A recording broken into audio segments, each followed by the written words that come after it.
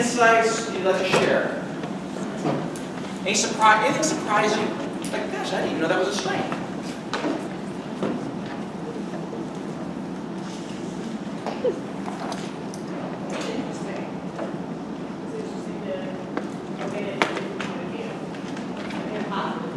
Positive way. Yeah. Okay. How other people see you and you're like, oh, I drive some nuts, but actually it's a strength. Did any of you recognize that the very thing you love can also drive other people crazy? I just realized it. You just realized. You told her that drives me crazy when you do that. Yeah. That's the way these strengths. There's a lot of depth to them. You're just getting introduced with the 2 sentences per strength.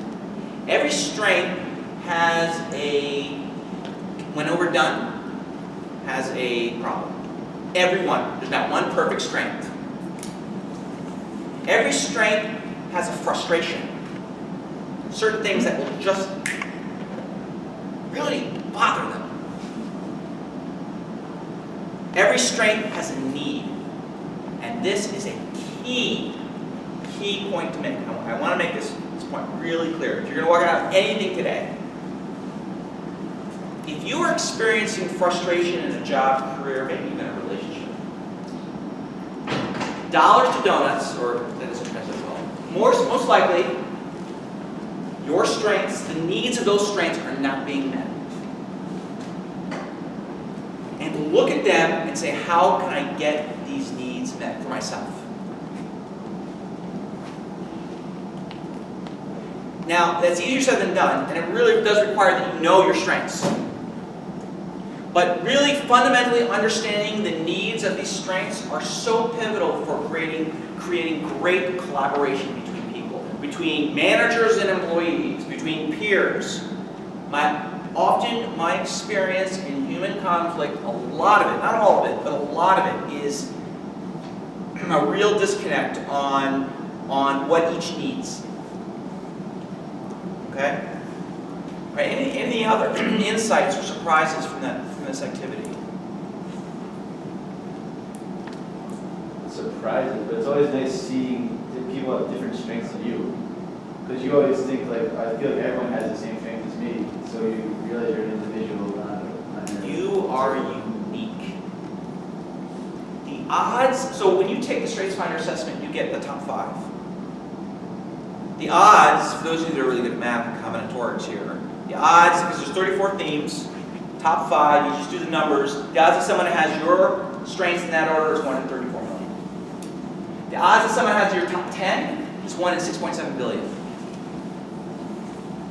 That's just numbers, probability. So think about it. There's about 7 billion people on the planet, so you are unique in how your strengths are aligned, constructed. That uniqueness actually is the key to finding out what you love to do. That uniqueness.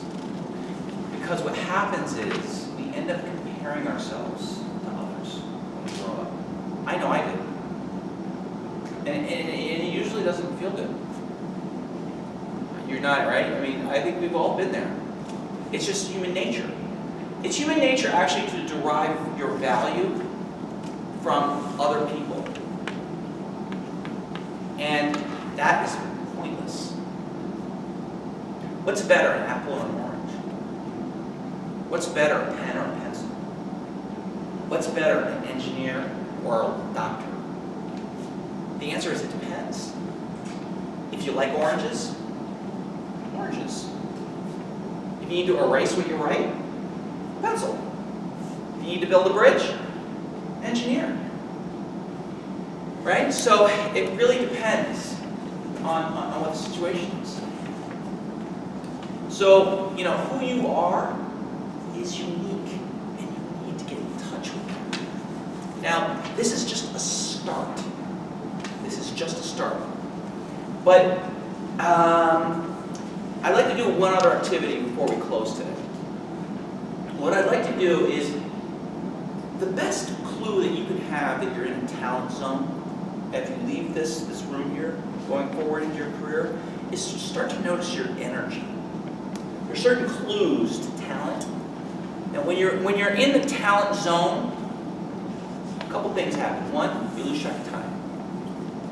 Two, you derive tremendous satisfaction from that thing. Remember when she talked about crossing off the thing? When I cross off, it just feels good. Oh, why does that feel good? Well, typically people with that have a talent called achiever. They like to get things done. So when they cross it off, it reminds them that it was done. But that is a clue to huge talent that's almost unstoppable. So start to notice your energy. Start to notice times when you lose track of time. Start to notice environments or activities that give you tremendous internal satisfaction. Also, start to notice when you get great feedback. Start to notice when you actually, I don't know if this ever happened to you. Have you ever surprised yourself like, how the hell did I do that? All of those are great clues to your talents. You have superpowers. Those talents are coming together. Your mind is engaged. You're fully alive. Okay? Deconstruct success. Do not deconstruct error, weakness, because the world is good at that. The world is not good at deconstructing and learning from excellence. It's actually very good at learning from failure. Okay? So this is what I'd like to do. I'd like you to think of a time in your life, last couple of years, something that you're really proud of. An accomplishment. Or maybe it was a peak experience. It was an accomplishment. It was a certain relationship that you've established. Or maybe it was a certain adventure that you went on. But maybe it was an accomplishment. Maybe it was a hard time that you got through with grace.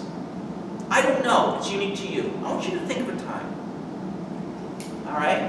And something that I would like you to share with somebody about when you're at your best of this peak experience. Is that okay to ask? Do you all have something in mind?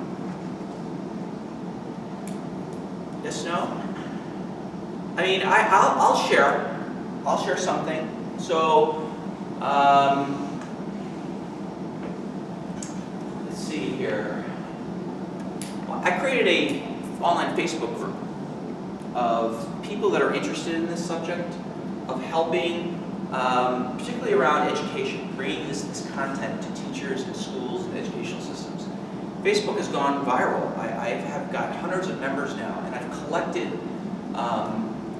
amazing people from all over the world that are asking are interested in the very same questions I am, and I end up making friends with these people. We end up doing like Google Hangouts, and I'm 47, and the last time I made a friend was in college, and now I have friends that I call them friend. It's amazing. I would say, yeah, I'm really proud of this. I get tremendous satisfaction. I don't get any money for it, but I have created a community of like-minded people that's global, and I've generated real relationships from it. So that's my story. What's yours? And would you share it with the person sitting next to you? Please? Please? I'm going to force you to do it.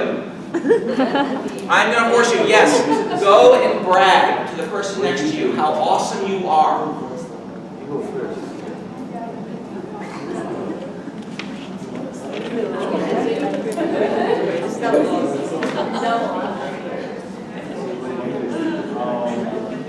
Is this hard?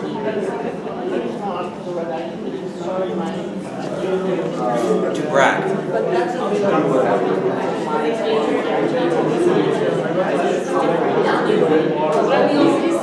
Would it be easier to do it with strangers since you know each other? You want to do it with me? Yes, go over there with him. Well, is it something that you could open yourself up to? I mean, then maybe it's too big of a thing. Is there something smaller that you could share? Just anything you could share.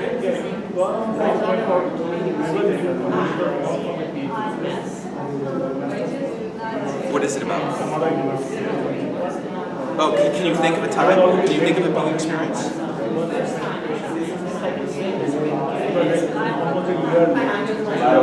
You don't want to? Okay. I won't force you. It's fine. It's something to think about. Why don't you write it down?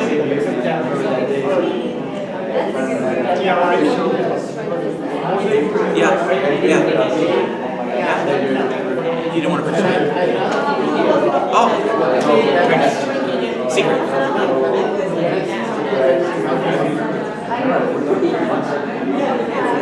Yes, you know what talent that is? That's this talent right here.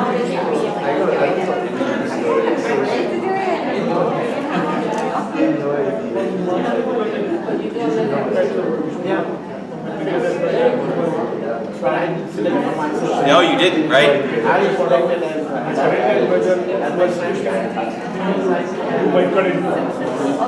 But that has a different meaning. Adaptability is also about relationships. It's not about necessarily doing stuff. It's about how willing you to put down your own agenda to help someone else. It's about helping other people. Yeah, I would look at that one. People with input don't want to throw stuff away if it has value. They're like, oh, I could use this someday. Or someone I know could use this. This is very valuable.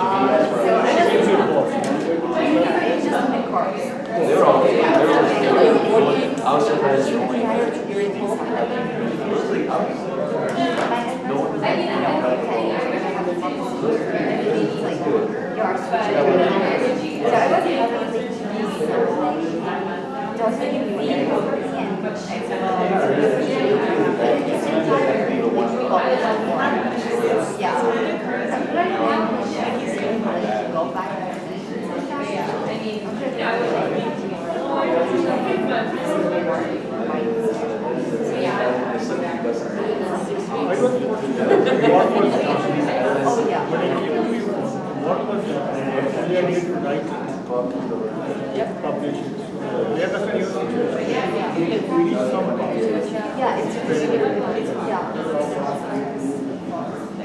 All right, one more minute. I know it's not a lot of time.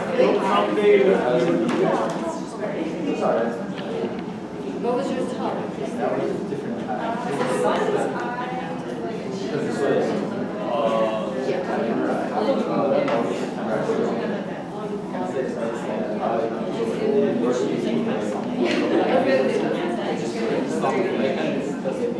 And then I just started working on it.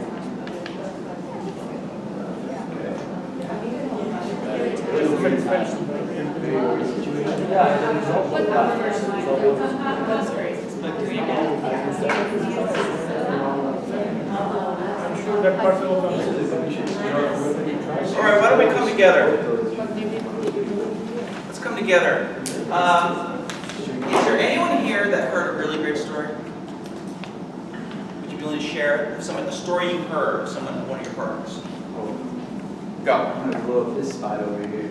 So Totally embarrassing. That's it. Just he got his master's in Japan, but at the time he also had to work, TA, and take classes and do research while he was in Japan. So he was all over the place, trying to get his schedule. He basically didn't have. He was sleeping like 5 hours a day type thing. And he pulled through. He finished his master's in Japan, got published and stuff, and he ended up all this time too. He was applying to other schools to go for his PhD. So to try to go from Japan to the U.S. So not only was it a big life change, at the same time just trying to get his master's. So he did it, and here he is today. I'll tell you what I'm hearing. Okay, what that story describes to me is stamina. Okay, and people that have stamina usually have high executing strengths. Executing is another way of saying getting stuff done. They have a goal, and they're by hell they're going to do it. All right? So it's likely that you have strengths. I don't know what they are, but it's likely achiever might be one, responsibility might be one, arranger might be one, restorative might be one. But usually strengths in those categories, you have focus is another one. You have them, and it's about doing. It's just, and often I have to coach them to not get exhausted because they get energy from doing that. So just kind of examples. Thank you for letting him share your story and giving it to us. Okay. What was it like to share that story? If you describe the impact it had on you, either listening or telling.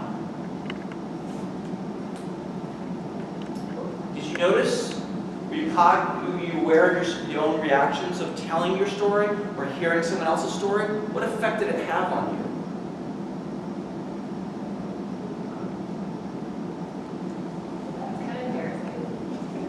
Okay, say more. Kind of awkward to talk about. I don't know. It feels like bragging. Yeah. Yeah, it feels like bragging. I get that. I can understand that. Like, and that's why I say that only when I'm driving home by myself do I think I'm so awesome. Yeah, I'm great. You know, I get home and I was like, I don't want to hear it. You know, but at the same time, I think why what that exercise tries to get to do is to actually study excellence. Because we're so good at studying failure. Study excellence. By the way, one of the themes that are very common in engineering, and I know this because we've done this, is restorative. So people that have restorative are really good at problem solving, really a heightened awareness around problems, and have a tenacity in solving problems. Okay? And engineers are particularly very attracted to engineering, probably because of that. So I find that theme exists. But here's the trick, or here's the kicker. Restorative means that they are problem-oriented, not solution-oriented. So what I'm trying to get you to consider is, what are the bright spots in you? When I coach people with restorative, they want to talk about all their failures. How can you fix me? No, I don't want to fix you. That's not how I work. I work by finding the gold nuggets in you, the diamonds, and celebrate them and maximize them. Okay, so there is I think we have a tendency to kind of be very problem-focused and not celebrate so much kind of our unique value. All right, so I guess we're going to have time for question and answer, I guess, while we're eating pizza. But I would like just to make a few last statements, if you'll permit me. I think each signature theme